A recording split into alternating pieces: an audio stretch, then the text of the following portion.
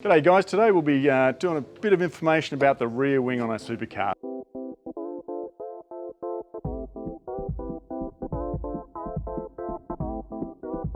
Supercars is what's called a Parody Series. So what that means is both cars in this case, or if there's more manufacturers that come in, all cars have to have the same potential for speed. So that doesn't mean they're all going to go the same speed on track, but we want them to all have the same potential. So it comes down to drivers and teams to do the best job. So in a race car, we flip the wing upside down compared to an aeroplane, and that lift actually sucks the car down and we get more load on the tyres.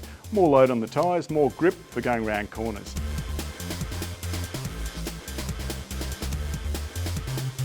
There's a lot of work that goes into getting the cars equal. So there's front downforce and rear downforce, and obviously those put together is total downforce.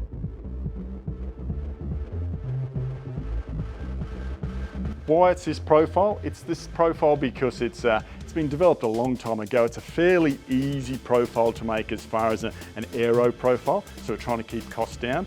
There's this little lip on the back called a gurney. So what that does, that's another contributor to the amount of downforce. So when we're trying to balance out the two cars, in this case, your Mustang or your Commodore, we need to adjust these so we're producing a very similar amount of total downforce.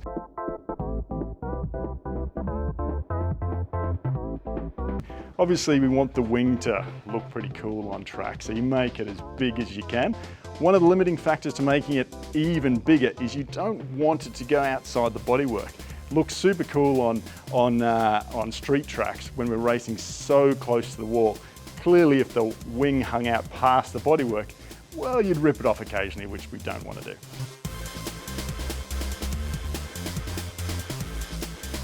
So downforce, we've spoken about why you need downforce. Makes you go fast around the corner. Comes at a price. So the more downforce you have, the more drag you have. So on your road car, you typically want lift, the opposite of downforce, so that you're using less fuel, so you've got less drag on the car.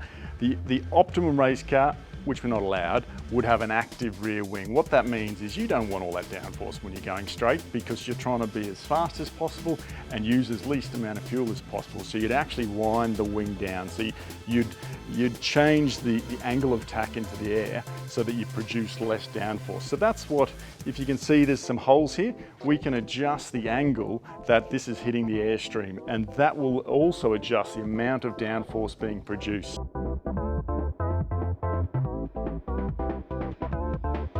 The car's obviously linked front to back, so changing the rear downforce doesn't just necessarily make you go faster because of that extra grip.